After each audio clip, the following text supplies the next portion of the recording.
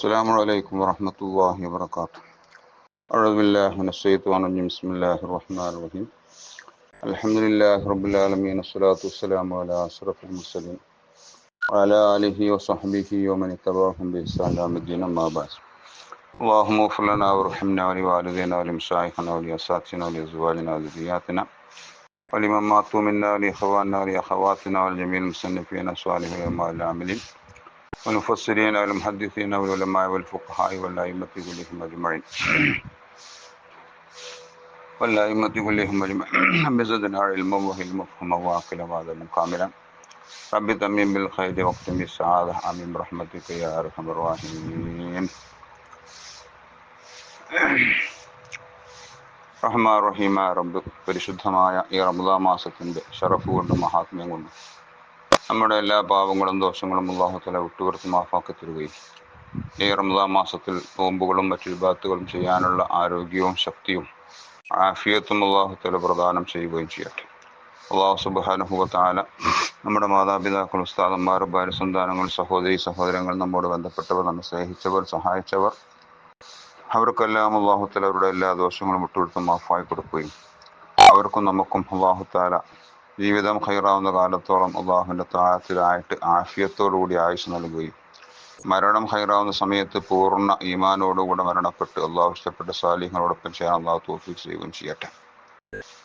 അവരുടെയും നമ്മുടെയും എല്ലാവിധ രോഗങ്ങളും പ്രയാസങ്ങളും വിഷമങ്ങളും ഒക്കെ തീർത്ത് അള്ളാഹു തആല നമുക്ക് സുഖവും സൗഖ്യവും സമാധാനവും റാഹത്തും പ്രദാനം ചെയ്യട്ടെ.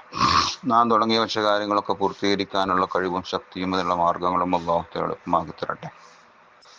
അല്ലാഹു സുബ്ഹാനഹു വ തആല ഇനിയും നമ്മുടെ ജീവിതത്തിൽ പല പ്രാവശ്യം റമദാൻ സ്വീകരിക്കാനും ഇബാദത്തെടുക്കാനുമുള്ള ആയുരാരോഗ്യം അല്ലാഹു തആല പ്രദാനം ചെയ്യട്ടെ. നമ്മുടെ എല്ലാ ഹലാലായ മുറാദുകളും അല്ലാഹു ഹാസിലാക്കി തരട്ടെ.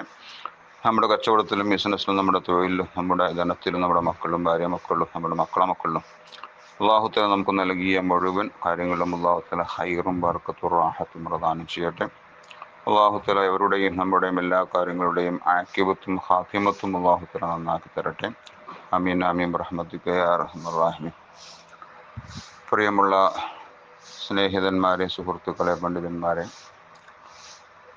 നാം ഇവിടെ പറഞ്ഞു വന്നുകൊണ്ടിരുന്ന വിഷയം റമദാൻ മാസത്തിൽ നാം ചെയ്യേണ്ട പ്രധാന ഒരു ഇബാദത്താണ്, ആരാധനയാണ് നോമ്പ്.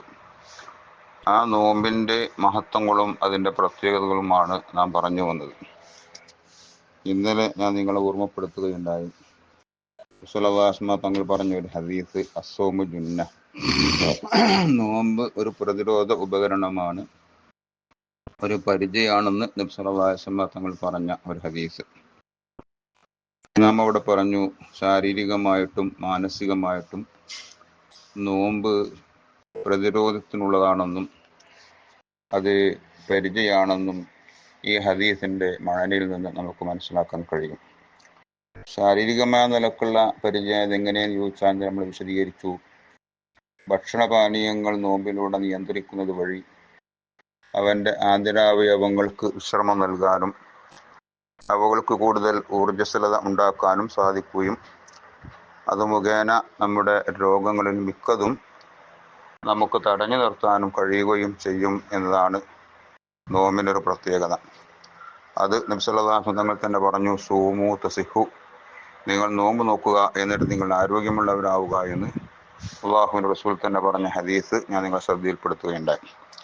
ഇനി മാനസികമായ നിലക്കും നോമ്പ് ഒരു പരിചയമാണ്. നോമ്പ് കൊണ്ട് മാനസികമായി ലഭിക്കുന്ന നേട്ടങ്ങൾ എണ്ണമറ്റതാണ്. അത് പറഞ്ഞാൽ അവസാനിക്കാത്ത വളരെയധികം നേട്ടങ്ങളും ഗുണങ്ങളും മാനസികമായിട്ട് ആത്മീയമായിട്ട് നോമ്പ് കൊണ്ടുണ്ടായിത്തീരുമെന്ന് സംശയമില്ല. ഏതെല്ലാം കാര്യങ്ങൾ? നോമ്പ് നമ്മുടെ സ്വഭാവത്തിൽ മാറ്റം വരുത്തുന്നു, ആത്മനിയന്ത്രണം ഉണ്ടാക്കുന്നു, ക്ഷമയും സഹനശേഷിയും വർദ്ധിപ്പിക്കുന്നു, അവൻ്റെ മനസ്സിൽ ദയയും കാരുണ്യവും സഹജീവി ബോധവും അനുകമ്പയും ദാനശീലവും ഉണ്ടാക്കി തീർക്കുന്നു. ഇങ്ങനെ നിരവധി ഗുണങ്ങൾ മാനസികമായി ആ നോമ്പിലൂടെ അവനിക്ക് നേടിയെടുക്കാൻ കഴിയും. കാരണം ആമാശയം കാലിയാക്കുന്നതിലൂടെ വികാര വിചാരങ്ങളെ നിയന്ത്രിക്കാൻ നമുക്ക് കഴിയും. വികാര വിചാരങ്ങളെ നിയന്ത്രിക്കുക വഴി കുറ്റവാസനകളെ തടഞ്ഞു നിർത്താനും നമുക്ക് കഴിയുന്നു. മാത്രമല്ല, ആ കുറ്റങ്ങളെ ഒഴിവാക്കാനുള്ള ഒരു പരിശീലനവും അതിലൂടെ നമുക്ക് നേടിയെടുക്കുന്നു. നോമ്പിലൂടെ സാധിക്കാത്ത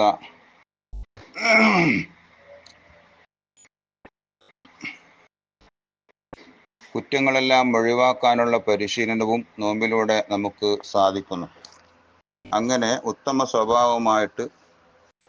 സ്വഭാവമായി മാറാനും നമുക്ക് നോമ്പിലൂടെ കഴിയുകയും ചെയ്യും. ഭക്ഷണത്തോടുള്ള അവന്റെ ആർത്തി ചെങ്ങലക്കിടുമ്പോൾ, ഭക്ഷണത്തോടുള്ള അവന്റെ ആഗ്രഹവും അവന്റെ ആർത്തിയും നാം ചെങ്ങലക്കിടുമ്പോൾ, മനുഷ്യ മനസ്സിൽ സ്വാഭാവികമായിട്ടും നല്ല വികാരങ്ങൾ നിറയുകയും ചീത്തയായ വികാരങ്ങൾ മനസ്സിൽ നിന്ന് അകന്നു പോവുകയും ഹൃദയ കാഠിന്യവും കാർക്കശ്യവും ഇല്ലാതെയായി തീരുകയും അങ്ങനെ മനസ്സ് ഒരു ശുദ്ധമായ കണ്ണാടി പോലെ തിളങ്ങുകയും ചെയ്യുന്നു. മനുഷ്യന്റെ ഏത് വികാരത്തെ നിയന്ത്രിക്കാനും നോമ്പിന് കഴിയും എന്നതാണ് യാഥാർത്ഥ്യം. അതുകൊണ്ടാണല്ലോ വിവാഹം കഴിക്കാൻ കഴിയാത്ത ലൈംഗിക വികാരമുള്ള ആള് അതിൽ നിന്ന് മോചനം നേടാൻ നബി സല്ലല്ലാഹു അലൈഹി വസല്ലം തങ്ങൾ കൽപ്പിച്ചത് നോമ്പ് നോക്കാനാണ്. വമല്ലം യസ്തതിഉ ഫഅലൈഹി ബിസ്സൗം. വിവാഹത്തിന്റെ ചെലവുകൾക്കും വിവാഹാനന്തരമുള്ള ചെലവുകൾക്കും കഴിവില്ലാത്തവനാണെങ്കിൽ അവന് വികാരങ്ങളുണ്ട്, കാമവികാരങ്ങളുണ്ട്, അത് ഉണർന്നു വരുന്നു, അത് അവനിക്കുണ്ടായിക്കൊണ്ടിരിക്കുന്നു എങ്കിൽ അതിനെ അടക്കുവാനും അതിനെ നിയന്ത്രിക്കുവാനും നബി സല്ലല്ലാഹു അലൈഹി വസല്ലം തങ്ങൾ പറഞ്ഞത് നോമ്പ് നോക്കാനാണ്. കാമവികാരം നമുക്കറിയാം. ഈ കാമവികാരം ഉണർന്നു കഴിഞ്ഞാൽ അത് ശമിപ്പിക്കുവാൻ വേണ്ടി മനുഷ്യൻ എന്തും ചെയ്യും. അത്രമാത്രം മനുഷ്യനെ മസ്താനാക്കുന്ന, മസ്തലവനെ പോലെയാക്കുന്ന ഒരു വികാരമാണല്ലോ കാമവികാരം. ആ കാമവികാരത്തെ പോലും പിടിച്ചുകെട്ടാൻ നോമ്പിന് കഴിയും എന്ന് പറയുമ്പോൾ അത് ആ നോമ്പ് കൊണ്ടുണ്ടാകുന്ന ശക്തി നമുക്ക് എത്രയെന്ന് ഊഹിക്കാവുന്നതേ ഉള്ളൂ. മാത്രവുമല്ല, അതുകൊണ്ട് തന്നെ നോമ്പ് നരകത്തെ തൊട്ടും കാക്കുന്ന ഒരു പരിചയം കൂടിയാണ്. ശാരീരികവും മാനസികവുമായ നിലക്കുള്ള പരിചയമാണെന്ന് മാത്രമല്ല, നമ്മളെ നോമ്പ് നരകത്തെ തൊട്ട് കാക്കുന്ന ഒരു പരിചയം കൂടിയാണ്. കാരണം തെറ്റുകുറ്റങ്ങൾ കാരണമായിട്ടാണല്ലോ നാം നരകത്തിൽ പ്രവേശിക്കുക. ഒരാൾ നരകത്തിൽ പ്രവേശിക്കാൻ കാരണം അവന്റെ തെറ്റുകുറ്റങ്ങളാണ്. തെറ്റുകുറ്റങ്ങൾ ഒരാൾ സംഭവിക്കാനുണ്ടാവുന്ന കാരണങ്ങൾ രണ്ട് വിധമാണ്. അതിലൊരു കാരണം മനുഷ്യന്റെ ശരീര ഇച്ഛ തന്നെയാണ്, അഥവാ മനുഷ്യന്റെ വികാരങ്ങളാണ്. നാം പറഞ്ഞു, നോമ്പ് കൊണ്ട് മനുഷ്യന്റെ വികാരങ്ങളെ നിയന്ത്രിക്കാനും ആത്മീയമായ നിലക്കുള്ള ശുദ്ധി കൈവരിക്കാനും നോമ്പ് കൊണ്ട് കഴിയുമെന്നും മനസ്സിലെ ദുസ്വഭാവങ്ങളും ദുഷ്വിചാരങ്ങളൊക്കെ ഇല്ലാതെയാക്കി സദ്വിചാരങ്ങൾ മനസ്സിലേക്ക് ഉണ്ടാക്കി തീർക്കാനും നോമ്പിന് കഴിയുമെന്ന് നമ്മൾ പറയുകയുണ്ടായി. അപ്പോൾ മനുഷ്യ ശരീരത്തിന്റെ ഇച്ഛ നോമ്പ് കൊണ്ട് നിയന്ത്രിക്കാൻ ആവും. അത് മുഖേനയുള്ള കുറ്റങ്ങളെ തടഞ്ഞു നിർത്താനും അവന് കഴിയും. പിന്നെ കുറ്റങ്ങളിലേക്ക് എത്തിപ്പെടാനുള്ള രണ്ടാമത്തെ കാരണം പിശാചിന്റെ ദുർബോധനങ്ങളാണ്. മനുഷ്യ ശരീരത്തിന്റെ ഇച്ഛകൾക്ക് പുറമെ പിശാചിന്റെ ദുർബോധനമാണ് പിന്നെ മനുഷ്യൻ തെറ്റിലേക്കും കുറ്റങ്ങളിലേക്കും പോകാനുള്ളൊരു കാരണം. എന്നാൽ പിശാചിനെയും നോമ്പ് കൊണ്ട് തടയാൻ കഴിയുമെന്നാണല്ലോ നബി സല്ലല്ലാഹു അലൈഹി വസല്ലം തങ്ങൾ നമ്മെ പഠിപ്പിച്ചത്. അല്ലാഹു റസൂൽ പറഞ്ഞ ഹദീസിലില്ലേ, ഇന്ന ശൈത്താന, തീർച്ചയായിട്ടും പിശാച് ലയജ്രി മിൻ ബനി ആദമ, മനുഷ്യന്റെ ആദം നബി അലൈഹി സ്വലാമിന്റെ പുത്രൻ മനുഷ്യനിൽ അവൻ സഞ്ചരിക്കും. മജറദ്ദമി, രക്തം സഞ്ചരിക്കുന്നിടത്തെല്ലാം, നമ്മുടെ രക്തം എവിടെയെല്ലാം സഞ്ചരിക്കുന്നുവോ ആ ഭാഗങ്ങളിലൊക്കെ സഞ്ചരിക്കാനുള്ള കഴിവ് പിശാചിനിക്കുണ്ട്. അതുകൊണ്ട് തന്നെ അവൻ നമ്മുടെ ശരീരത്തിൽ പ്രവേശിച്ച് നമ്മുടെ മനസ്സിൽ അല്ലാതെ യുവസ്വസു ഫീ സുദൂരിന്നാസ്, മനുഷ്യ ഹൃദയങ്ങളിൽ ദുർബോധനങ്ങളും വസ്വസത്തുകളും ഉണ്ടാക്കും. എന്നാൽ അല്ലാഹു റസൂൽ പറഞ്ഞു, ഫവയ്യിക്കു മജാരിയഹു, അവന്റെ സഞ്ചാര സ്ഥലങ്ങളെ നിങ്ങൾ നിയന്ത്രിക്കുക. ബിജൂഇ, വിശപ്പുകൊണ്ട്. നോമ്പ് കൊണ്ട് അവന്റെ സഞ്ചാരത്തെ നിയന്ത്രിക്കാനും അവന്റെ സഞ്ചാര സ്ഥലങ്ങളെ നിയന്ത്രിക്കാനും സഞ്ചാരത്തെ നിയന്ത്രിക്കാനും അതുകൊണ്ട് സാധിക്കും എന്ന് നബി സല്ലല്ലാഹു അലൈഹി വസല്ലം തങ്ങൾ നമ്മളെ പഠിപ്പിക്കുകയുണ്ടായി. അത് മുഖേന നമുക്ക് നരകത്തെ തൊട്ടുള്ള കാവലും കൂടി ഒരു പരിചയം കൂടിയാണ് നോമ്പ് എന്ന് ഈ ഹദീസിന്റെ താല്പര്യത്തിൽ നിന്ന്, മാനയിൽ നിന്ന്, അർത്ഥത്തിൽ നമുക്ക് മനസ്സിലാക്കാൻ കഴിയും. അതുകൊണ്ട് തന്നെ ബഹുമാനപ്പെട്ട ആയിഷ റളിയല്ലാഹു അൻഹയോട് നബി സല്ലല്ലാഹു അലൈഹി വസല്ലം തങ്ങൾ ഒരിക്കൽ പറഞ്ഞില്ലേ, യാ ആയിഷ ദാവിമി ബാബിൽ ജന്ന, സ്വർഗത്തിന്റെ വാതിലുകൾ മുട്ടുന്നതിനെ നീ പതിവാക്കണം. സ്വർഗവാതിലുകൾ അടഞ്ഞു കിടക്കുന്നുണ്ടെങ്കിൽ അതിനെ തുറക്കാൻ, സ്വർഗവാതിലുകളെ മുട്ടുന്നത് വാതിൽ മുട്ടുന്നതിനൊക്കെ കറുക എന്ന് പറയും. സ്വർഗ കവാടങ്ങൾ മുട്ടുന്നതിനെ നീ പതിവാക്കണം, ദായിമാക്കണം എന്ന് നബ്സല്ലാസ്വിധങ്ങൾ ആയിഷറദിദാനോട് പറഞ്ഞപ്പോൾ ആയിഷറദിദാനെ ചോദിച്ചു, ബിമാദ, ഏതുകൊണ്ടാണ് എന്തുകൊണ്ടാണ് സ്വർഗത്തിന്റെ വാതിൽ ഞാൻ മുട്ടുക എന്ന് ചോദിച്ചപ്പോൾ അല്ലാഹു റസൂൽ പറഞ്ഞു, ബിൽ ജൂഇ, വിശപ്പ് കൊണ്ടാണ്, അഥവാ ബിസ്സോമി എന്നർത്ഥം, നോമ്പ് കൊണ്ടാണ് സ്വർഗത്തിന്റെ കവാടങ്ങൾ മുട്ടുക. നബ്സല്ലാസങ്ങൾ പറഞ്ഞല്ലോ, ഫിന്നഫിൽ ജന്നത്തി ബാബൻ, തീർച്ചയായിട്ടും സ്വർഗത്തിൽ ഒരു കവാടമുണ്ട്. യുക്കാലുഹു റയ്യാനു, റയ്യാൻ എന്ന് പേര് പറയപ്പെടുന്ന, ദാഹശമനം വരുത്തുന്നത് എന്ന് അർത്ഥമുള്ള റയ്യാൻ എന്ന് പേരുള്ളതായിരിക്കുന്ന ഒരു കവാടം സ്വർഗത്തിലുണ്ട്. ആ കവാടം ആർക്കുള്ളതാ? യദുഹുലുഹു സായിമൂന, നോമ്പുകാർ മാത്രമാണ് ആ കവാടത്തിലൂടെ പ്രവേശിക്കുക എന്നും നബ്സല്ലാസ്മതങ്ങൾ പറഞ്ഞിട്ടുണ്ട്. ആ വാതിലായിരിക്കണം വിശപ്പ് കൊണ്ട് മുട്ടാൻ വേണ്ടി നബ്സല്ലാസ്മതങ്ങൾ ആയിഷറദിയല്ലാഹുവോട് കൽപ്പിച്ചത് സ്വർഗത്തിന്റെ ആ കവാടത്തിനെ ആയിരിക്കും. സ്വർഗത്തിന്റെ 8 കവാടങ്ങളുണ്ടല്ലോ, ആ കവാടങ്ങളിൽപ്പെട്ടൊരു കവാടമാണ് റയ്യാൻ. സ്വർഗത്തിന്റെ 8 കവാടങ്ങൾ ഏതൊക്കെ? ഒന്ന് ബാബു സ്വലാത്ത്, ഒരു കവാടത്തിന്റെ പേര് ബാബു സ്വലാത്ത് എന്നാണ്, നിസ്കാരത്തിന്റെ കവാടം എന്നാണ്. നിസ്കാരത്തിന്റെ കവാടം ഏതെന്നാ പറയാ? നിസ്കാരം അധികരിപ്പിക്കുന്നവർക്ക്, സുന്നത്ത് നിസ്കാരങ്ങൾ ധാരാളമായി നിസ്കരിച്ച് നിസ്കാരങ്ങൾ ഇങ്ങനെ അധികരിപ്പിച്ചുകൊണ്ടിരിക്കുന്ന ചില ആളുകളുണ്ടല്ലോ, എപ്പോഴും നിസ്കരിച്ചുകൊണ്ടിരിക്കുന്ന, അങ്ങനത്തെ ആളുകൾക്കുള്ള കവാടമാണ് ബാബു സ്വലാത്ത്. പിന്നെ രണ്ടാമത്തെ ബാബു റയ്യാൻ, അത് നോമ്പുകാർക്ക്, നോമ്പ് വർദ്ധിപ്പിക്കുന്ന നോമ്പുകാർക്കുള്ള കവാടമാണ് ബാബു റയ്യാൻ. പിന്നെ ബാബുൽ ജിഹാദ്, യുദ്ധത്തിന്റെ ബാബ്. ബാബു സദക്ക, ദാനധർമ്മങ്ങൾ അധികരിപ്പിക്കുകയും പെരുപ്പിക്കുകയും ചെയ്യുന്നവർക്കുള്ള കവാടം. ബാബു തൗബ, തൗബന്റെ കവാടം.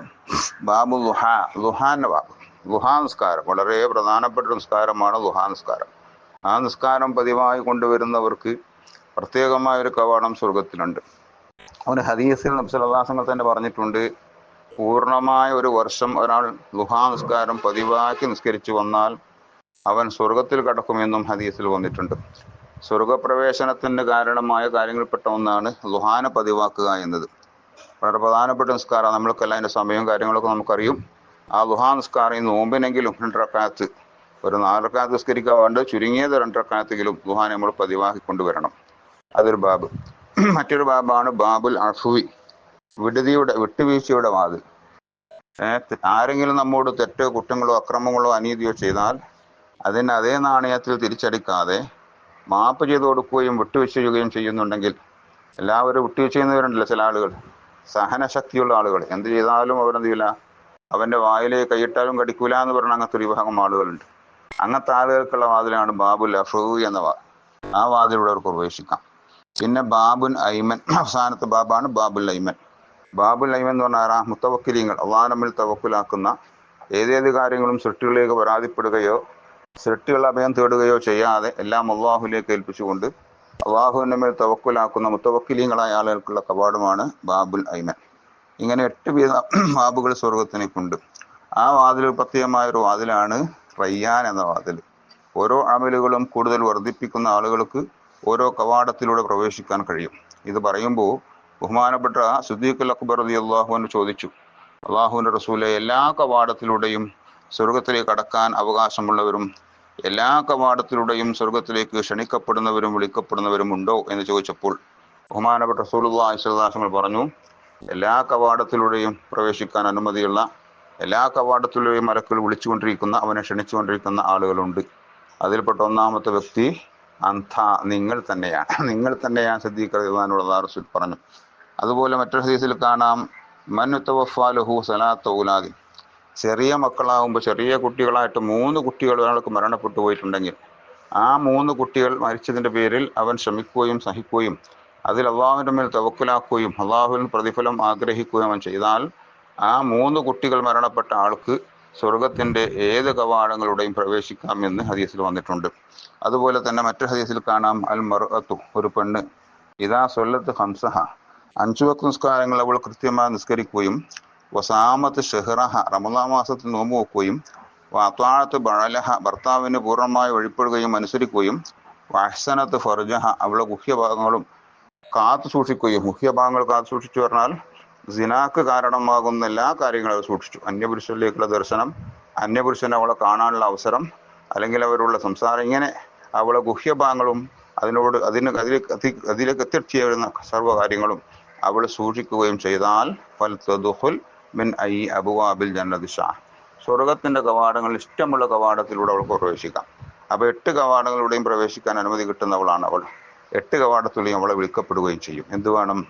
ഈ പറഞ്ഞ 4 കാര്യങ്ങൾ ചെയ്യണം. നിസ്കരിക്കുക, നോമ്പ് നോക്കുക, ഭർത്താവിന് വഴിപ്പെടുക, ഗുഹ്യഭാഗം അതിനോടനുബന്ധമായ കാര്യങ്ങളൊക്കെ സൂക്ഷിക്കുകയും ശ്രദ്ധിക്കുകയും ചെയ്യുക. അങ്ങനത്തെ ആളുകൾക്ക് എന്ത് ചെയ്യാം? സ്ത്രീകൾക്ക് സ്വർഗത്തിന്റെ 8 കവാടങ്ങളിൽ ഏതിലൂടെയും കടക്കാം. അതുപോലെ തന്നെ എല്ലാവർക്കും സാധിക്കുന്ന സംഗതിയാണ് എന്ത്? മൻ അഹ്സനൽ വുദൂഅ, ഒരാൾ നന്നാക്കി വുദൂ എടുത്തു. നന്നാക്കി വുദൂ എടുക്കുക എന്നാൽ എന്താ? അതിന്റെ സുന്നത്തുകളും അദബുകളും ഒക്കെ പാലിച്ചുകൊണ്ട്. വുദൂവിന്റെ എത്രയോ സുന്നത്ത് നമ്മൾ ഒഴിവാക്കുന്നുണ്ട്. വുദൂവിനെ കുറിച്ച് വിശദീകരിക്കുകയാണെങ്കിൽ അതൊക്കെ നമുക്ക് മനസ്സിലാക്കാൻ കഴിയും. എത്രയോ സുന്നത്ത് നമ്മുടെ പ്രവർത്തനത്തിൽ നിന്ന് ഒഴിവായി പോകുന്നുണ്ട്. ഒന്നും ഒഴിവാവാതെ വളരെ നന്നാക്കിയിട്ട് എല്ലാ അദബുകളും സുന്നത്തുകളും പാലിച്ച് ഒരാൾ വുദൂ എടുക്കുകയും വുദൂ എടുത്തതിന് ശേഷം പിന്നെ അവൻ ഖിബലക്ക് മുന്നിട്ട് നിന്ന് അവൻ 2 കൈകളും കണ്ണും മേൽപോട്ട് ഉയർത്തിയിട്ട് ഒരു ദുആയുണ്ട് അല്ലെ, അശ്ഹദു അല്ലാ ഇലാഹ ഇല്ലല്ലാഹു വഹ്ദഹു ലാ ശരീക ലഹ് എന്ന് പറയുന്ന അല്ലാഹുമ്മ ജഅൽനി മിനത്ത് തവ്വാബീന എന്ന് പറയുന്ന ദുആ. ആ അവൻ ദുആ ചെയ്താൽ പതിവാക്കി ദുആർക്കണം. ഏതെങ്കിലും ഒരു വക്തിലല്ല, പതിവായി എല്ലാ വുദൂവിന്റെ സമയത്തും അങ്ങനെ അവൻ ദുആ ചെയ്താൽ അവനിക്കും സ്വർഗത്തിൽ ഇഷ്ടമുള്ള വാതിലൂടെ പ്രവേശിക്കാമെന്ന് ഹദീസിൽ വന്നിട്ടുണ്ട്. 8 കവാടങ്ങളിലൂടെയും അവരെയും വിളിക്കപ്പെടും, അവർക്കും പ്രവേശിക്കാം. പക്ഷേ നമ്മൾ പതിവാക്കി സൂക്ഷിച്ചു കൊണ്ടുപോകണം. വുദൂവിനെ ഇഹ്സാൻ ചെയ്യലാണ് അതിലേറ്റവും പ്രധാനം. വുദൂവിന്റെ എല്ലാ അദബുകളും സുന്നത്തുകളും പാലിച്ചുകൊണ്ട് ഉണ്ടാക്കണം. പിന്നെ ഈ ദുആനെ നമ്മൾ ദുആക്കുകയും വേണം. അതെല്ലാ പള്ളിൻ്റെയും പുറത്ത് എഴുതി വെച്ചത് കാണാം അല്ലെ. ഈ ദുആക്കുന്ന ആളുകൾക്ക് സ്വർഗത്തിന്റെ 8 കവാടങ്ങളിലൂടെയും സ്വർഗത്തിലേക്ക് പ്രവേശിക്കാൻ അനുമതി ഉണ്ടെന്നുള്ള റസൂൽ പറഞ്ഞ ഹദീസ് പല സ്ഥലത്തും എഴുതി വെച്ചതായിട്ട് കാണാം. അപ്പം അതുകൊണ്ട് തന്നെ സ്വർഗത്തിൽപ്പെട്ട ഈ പ്രത്യേകമായ വാതിൽ, ആ വാതിൽ മുട്ടാനാണ് ആയിഷ റളിയല്ലാഹു അൻഹ റസൂൽ പറഞ്ഞത്. അതെങ്ങനെ മുട്ടണം? ബിൽ ജൂഇ, വിശപ്പ് കൊണ്ട് മുട്ടണം, അഥവാ നോമ്പ് നോറ്റുകൊണ്ട് മുട്ടണം. അപ്പം നോമ്പിന്റെ പ്രത്യേകപ്പെട്ട ഒരു വലിയ പ്രത്യേകതയാണ് ആ വാതിലൂടെ പ്രവേശിക്കാൻ അവന് കഴിയുക എന്നത്. ഇനിയും നോമ്പിന് ചില പ്രത്യേകതകൾ ഉണ്ടാകും. ഇൻഷാ അല്ലാഹ് നമുക്ക് പിന്നീട് നോക്കാം. അല്ലാഹു തആല തൗഫീഖ് ചെയ്യട്ടെ. അസ്സലാമു അലൈക്കും.